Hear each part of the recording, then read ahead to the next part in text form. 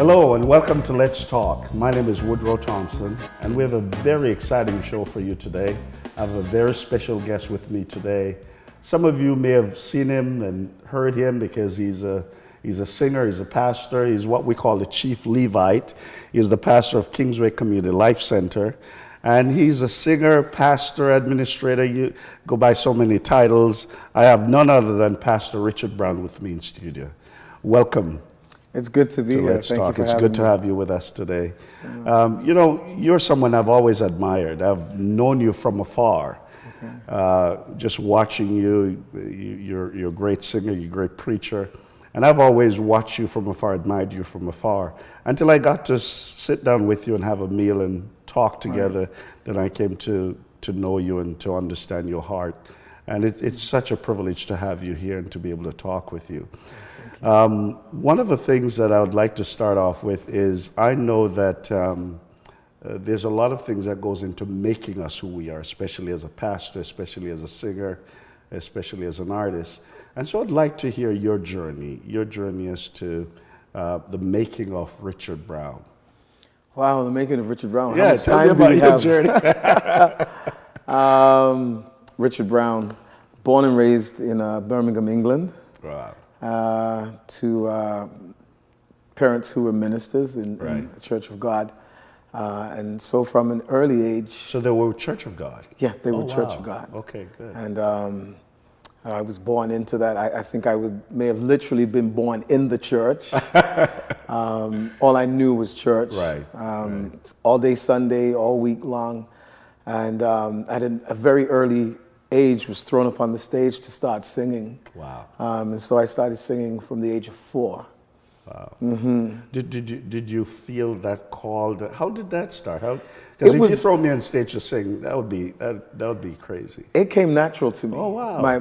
Both my mother and my father sang. Oh, okay. And so I would hear them singing, and right, we'd sing at home. Right. And I think I just acclimatized to that. Even beyond my sibling, I have 3 other siblings. Right. But I was always singing, and so I think it was just organic. It was just natural. And then I started singing in the church. Right. And what we used to call rallies. Right. I remember those. Good old rallies and so forth. Right. And the congregation would just be amazed at this little toddler, singing and so forth. And it just continued from there. And I remember from an early age having a love for church. Oh, good. Just loved being in church. Right. And getting to know God. Right. And just realizing that even from that early age that God was real. Good. And having my own relationship with him, talking to him. Right. And then growing through that, going to school and high school became difficult. But I think because of that grounding, that foundation, God was always with me. Right. Now, the difference with growing up in that culture, which was for me as well, is that whatever was taught in the home was reinforced in school. Was that so? Absolutely. Right. Absolutely. Right. And so school for me back then was school and church was very much the same, very principled, very disciplined, ethics, morals, and so forth. So it wasn't really a hard time. Right. I think probably once I started to go through puberty and become a teenager and start to understand other things in the world and in society, then you're lured away. But again, my heart was always tied to God. So there were contradictions in my life, but there was always this love and this respect for God and for his house. Right. So this was in Birmingham. This was in Birmingham, yeah. So when did you make the transition to Canada? So I immigrated to Canada in 1989. Wow. 1989, I was 1920. Okay. What was that like? Different culture? It was, moving from England to Canada was different, but not as different culturally as I thought. I think Canadian lifestyle has a lot of similarities to British lifestyle. I think if I was moving to the US, I think it would have been more of a cultural change because there was such a strong West Indian community in Toronto and church community. So it was almost like I left from church in England to church in Canada. You know, and was welcomed in at a, you know, as a young man. I had moved over with my then fiance, who's my wife. Now we got married in Canada at Revival Time Tabernacle. Dr. James. And started serving in ministry there. Very good. And how many children? 4 children. Very good. Monique is our oldest, and Jasmine, Dejan, and Xavier. And, very good. Now, we want to talk a lot about the transition from music or music worship leader or worship pastor into the transition to being a pastor, where you're now pastoring a congregation. You're doing that in the urban urban context, and that's something we'd like to talk about. That's very interesting. But we'll talk about that when we come back. Okay. We'll follow up when we come back after the break. No pun intended, preaching to the choir. But I really wanted to see the gospel work, and because I believe it can work, and God had really started to deal with me in regards to those that don't know Him, especially people that are marginalized.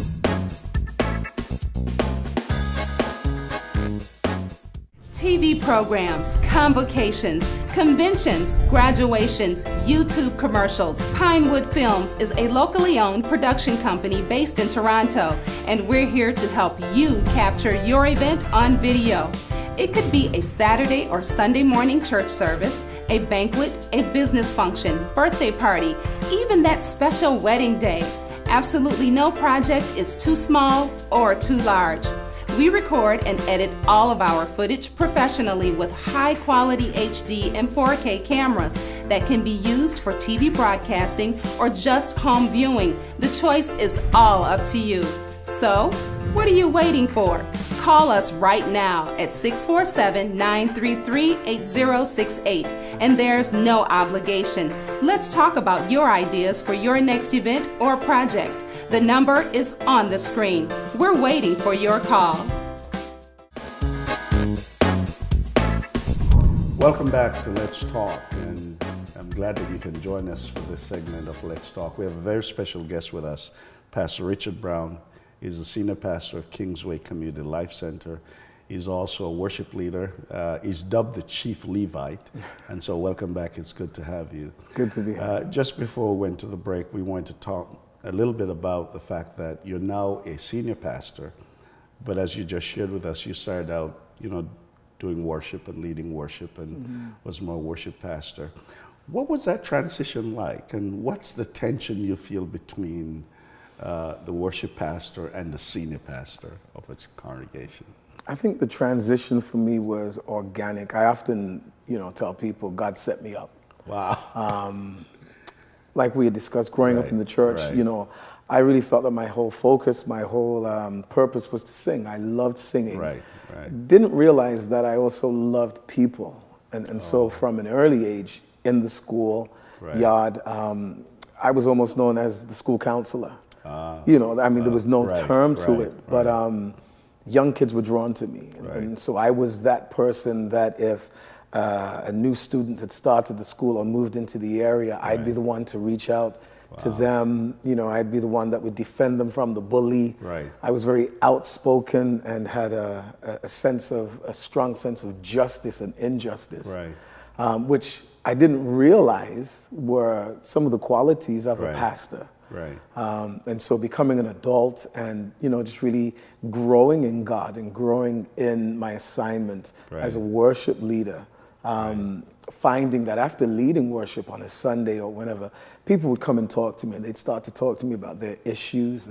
And I started to really take on the role of a counselor organically without even knowing. I think if you had asked me or suggested, and I think it was suggested every now and then that, you know, you should be a pastor, I'd be like, oh, absolutely not. That's not for me. But the transition came at Revival Time Tabernacle. I was there, I was leading worship, and there was a vacancy for youth pastor. And Dr. James had approached me and asked me if I would become the youth pastor. And I said, no. Oh, you told him no I first. said, no. I didn't feel qualified, and for my own reasons, I was like, no, I don't, Right. But my wife actually told me, you should pray about this because I could see you doing this. You're a people person, you love people, you're very empathetic, and prayed about it, and very gingerly stepped into it, and stepped into an area of my life that I didn't know was inside of me, and as much as I love worship and the love that I had for singing, I found that I had that same love for pastoring and for guiding, and so really assumed that role well in terms of really just wanting the best for people, wanting to ensure at that time as a youth pastor that the young people were on the right path and loving God and making good choices for their life and destiny. So now that you are the senior pastor and you're still the chief Levite, do you feel any tension? Is there any tension that you wrestle with where for some people they say, man, I really enjoy the pastoral aspect of what I do. There are others who will say, no, I enjoy the worship aspect of what I do. Do you feel any tension? I think that God has blessed me with a happy medium. I think I'm middle of the road. I really enjoy worship leading. I enjoy singing. I enjoy doing concerts and performing. But I also enjoy, studying the word and preaching the word, and especially teaching. I enjoy Bible study.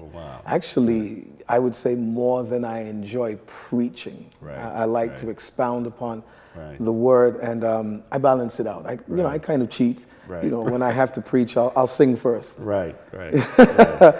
Well, I've heard you do both, and you do both very well. Well, thank you. You do both very well. We've had the privilege of having you in our convention. Yes. And it's been a blessing. Now you're pastoring this church, and you're now in the urban city. You're downtown Toronto. Downtown. What brought you downtown? How did this happen? How did this evolve? Again, I'm a people person. Die hard people person. I believe that the gospel works. I believe that the love of God is to be shed abroad to all men. And so I kind of got tired, or not tired, but felt that I was just preaching to the choir, as it were. And really wanted no to pun intended. No pun intended, preaching to the choir. But I really wanted to see the gospel work, and because I believe it can work, and God had really started to deal with me in regards to those that don't know Him, especially people that are marginalized. As well as being a pastor and a worship leader, I'm also an addictions counselor. I worked for the city of Toronto. I'm sure a lot of people didn't know that. Yeah, I worked for the city of Toronto for 16 years at a homeless shelter, Seton House. So I worked with homeless men, chronic substance abuse, and so forth. And working in that environment, I really saw how my ministry and my spiritual calling was congruent, and then that, I can't take off the shelter hat, which I wear Monday to Friday, and then have church on Sunday. I was like, we need to merge both groups, and there is a sector of society that is marginalized that need to know about the gospel of Jesus Christ. Well, man, this is exciting because I didn't know that part of your life, and we'd like to pick up on that when we come back. More about that when we return after this break. My sights were on downtown. It was really funny because the amount of opposition that I got from church people. Are you crazy? Why would you go downtown? People would even say to me, the level of crime and people on drugs, and I'm like, well, that's exactly why we need to be there.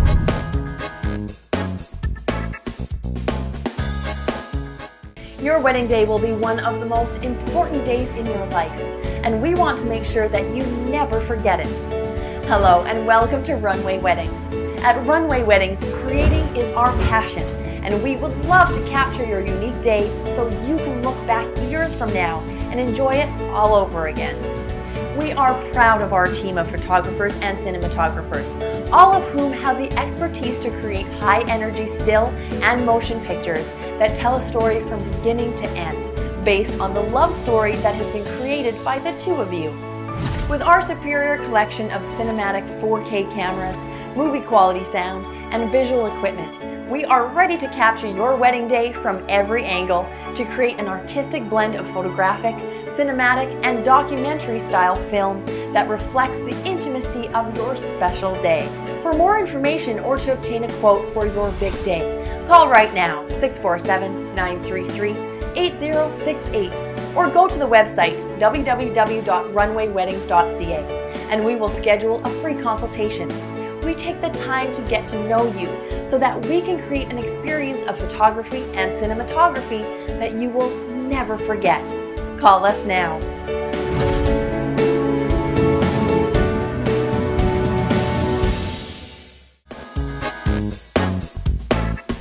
Welcome back to Let's Talk, and I'm with my special guest, Pastor Richard Brown. Now, we mentioned in the show that you're now downtown Toronto. Yes. And what we find about the urban cities, a lot of people want to just vacate the city. Absolutely, and yeah. One of the things we fail to understand, especially from a biblical perspective, is that we start in a garden, but we're going to end up in a garden city. Right. How did you, what's your feeling about the urban city? Was this intentional or this just happened? How did this Absolutely happen? intentional. Oh, really? Someone had asked me maybe about 5 years ago at church, what do you see? They were putting together a blog, and we were looking at, as churches plan for the next year and so forth. And so they challenged me. They asked me, well, what do you see? When you look at Kingsway futuristically, what do you see? And it's funny, when I really went away and prayed about it, I came back and I said, I see a city church. And this was before there were any opportunities to move downtown. I see a city church. I see an outreaching church, a loving church. And that really guided all of our decisions. And so after we felt that we had spent enough time at Canada Christian College where we were having our services, and we were feeling that we were in a position to really, have our own. My sights were on downtown intentionally, and it was really funny because the amount of opposition that I got from church people, in a sense of, are you crazy? Why would you go downtown? Have you thought about the traffic? People would even say to me, the level of crime and people on drugs, and I'm like, well, that's exactly why we need to be there. And so I make no apology for being right at Queen and Spadina. Ministry have changed over the years, and you and I have talked about growing up in the church, what it was like for us, but our world has changed. The 21st century is like no other century we've ever faced. What are some of the challenges that you find in ministering in a postmodern context, and the context where people are telling us there's no objective truth, relativism, some of those things you have to struggle with? How do you find ministry in this context? Ministry in that context is really, the struggle is to really show the relevance of the scriptures and of Jesus Christ in this age where people have no time for religion or for God, or there are so many options for religion. I think that the church needs to find new methods. The message never changes, and so there's no struggle with the message. Jesus saves. So there's no struggle with the message, but the methodology must change. Methods of teaching, methods of preaching have to change. More with Pastor Richard Brown when we return. TV programs, convocations, conventions, graduations, YouTube commercials. Pinewood Films is a locally owned production company based in Toronto, and we're here to help you capture your event on video. It could be a Saturday or Sunday morning church service, a banquet, a business function, birthday party, even that special wedding day. Absolutely no project is too small or too large. We record and edit all of our footage professionally with high-quality HD and 4K cameras that can be used for TV broadcasting or just home viewing. The choice is all up to you. So, What are you waiting for? Call us right now at 647-933-8068, and there's no obligation. Let's talk about your ideas for your next event or project. The number is on the screen. We're waiting for your call. Welcome back to Let's Talk. Pastor Richard Brown is my special guest, and we've been having a great time talking about ministry yourself. But just before we went to break, we talk about the fact that ministry have changed in the sense that the message doesn't change, but the methods have to change. Right. We have a lot of pastors, a lot of churches who are still holding on to the old way of doing things. Right. How do we help them to see that, you know, the world has changed, the message doesn't change, but the methods, the way you do ministry has got to change? Well, the easiest way for them to really see that is to just realize that people are not attending church as much. And it's not because of the message. Paul says, I'm not ashamed of the gospel because it is the power of God. And the gospel is still powerful. Of course. But the gospel is wrapped in earthen vessels. Right. And so we need to update the earthen vessels. We need to update the vessel. We need to update the methods that we use and what worked, you know, in the 60s. And, you know, it may make for a great revival service when we talk about the old time religion and when church used to be church and, you know, and everybody gets on fire. But we've got to understand that even the word says, behold, I do a new thing. God's love neove changes. So what is this new thing? It's a new generation, a new way of reaching out to people with that timeless love, that timeless gospel. And the wise pastor will really understand that and will seek to find ways to modernize the method. And really understand that you can modernize the method and stay true and authentic to the message. I like the way you dress. And as you mentioned, you're called to an intergenerational ministry. Now, that's what most of our churches struggle with. We don't seem to be able to create this intergenerational relationship within the church. And hence we have young people in church who are dissatisfied because there's no connection. How do you think we can go back to creating an intergenerational? Again, it's all methods. And so when we were considering moving downtown, you know, I understood that we can't move downtown into an urban church in suits and ties. Correct. You know, and collars and clergy attire. And so we had to step back from the method of that. No disrespect to other churches that, you know, believe in a certain attire. We believe in modesty. But we just decided going downtown and the type of people that we wanted to reach are people that don't know about Sunday clothing, about church clothes. Really, what is church clothes? You know, and so we have a come as you are policy. Now, obviously, for people that are on the pulpit or, you know, ministering in public, in a public setting, there is a dress code and so forth. Of course. But we've loosened up, you know, to the dismay of some. That must have been dress challenging. Code standards, and it has been challenging. We've also loosened up on titles, and so I had said to the ministers and the elders in our church, you know, when you are in the pulpit introducing yourself, don't introduce yourself as I'm elder so-and-so. Introduce yourself by your name. My name is Richard Brown, and I'm a leader in this church. People want to connect with the person, not the title. Because for this generation as well, that's some of the barriers, titles. They want to see the real person. Jesus was not called Pastor Jesus. That's correct. He wasn't even called God. He was called Jesus. That is so true. And by the way, that was a common name back in this Very culture. common. It's like Joe or George. That's right. Now, you mentioned something earlier, which is at the heart of the ministry that you are engaged in now, and it's about loving people back to life and destiny. Yes. Tell me a little bit about that, because I think that's so powerful, especially ministering downtown. That is the vision of Kingsway Community Life Center, loving you back to life and destiny. And to flesh that out a little is really the understanding that God is sending us to people that have endured a level of trauma in their life, a level of hopelessness. Right. And our role is to reach out to them with the hope of the gospel of Jesus Christ and with the love of God, and to love them back. Right. Again, when God gave me that vision, I'm like, wow, this is this sounds good, this is catchy. And didn't really realize the depth of what that statement, or that vision statement really means. It means that God is connecting us to people that feel like they're dying, or feel like they're dead. Their dreams are dead. Sure.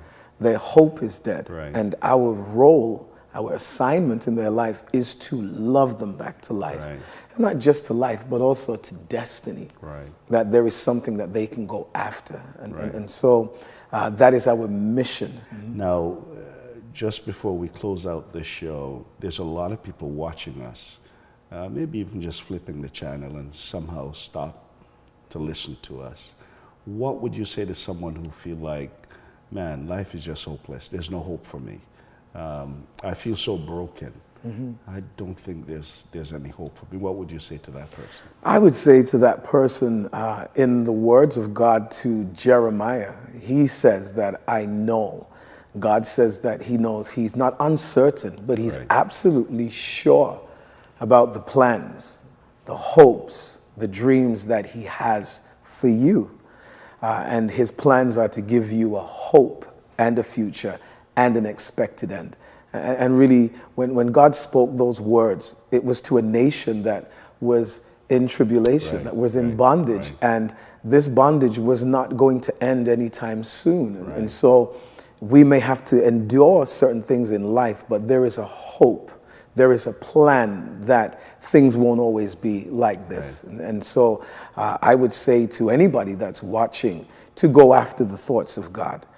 To not judge yourself by your present predicament, but to understand that there is a future for you, there is a hope, and that hope is in Jesus Christ. He wants to love you back to life and destiny. And that is powerful, because most people only think of Jesus or use that name in a time of frustration or a time when things are difficult. But that's powerful, that if they will just call on his name, absolutely, he will rescue them and he'll give them hope. Pastor Richard Brown, it's been a pleasure. I wish we could talk some more, but time oh, Bishop, you have my number. Right. So it was good having you. And good it was to hear, good being here. Good to learn more about you and about the ministry. And our prayers are with you and your family. God will continue to bless you. And especially in the urban city. I'm excited about what you're doing in the urban city. And we're praying that God will bless you richly. Amen. Well, that's all the time we have for Let's Talk today. It was a pleasure having you viewing with us. And we look forward to seeing you again. Let's keep talking. See you soon.